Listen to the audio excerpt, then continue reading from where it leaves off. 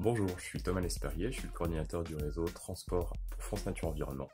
Et aujourd'hui, on va parler transport de marchandises et comment le rendre moins polluant dans le cadre du projet de loi Climat et Résilience.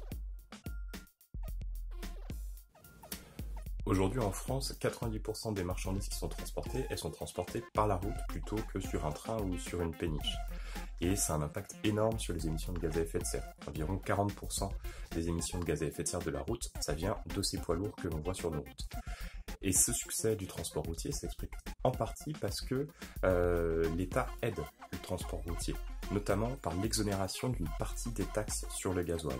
Il y a une partie d'une taxe qu'on appelle la TICPE que les transporteurs routiers ne payent pas, alors que vous et moi, on la paye d'impôt. C'est pas un petit sujet. Si on prend l'ensemble des avantages fiscaux qui ont été accordés à la route en 2019, ça représente plus de 1 milliard d'euros. Autant d'argent qui peuvent être réinvestis soit pour développer des alternatives à la route, le train ou les péniches, et qui peuvent même être fournis sous forme de fonds d'aide aux routiers pour qu'ils puissent acheter des camions moins polluants, par exemple qui fonctionnent au biogène.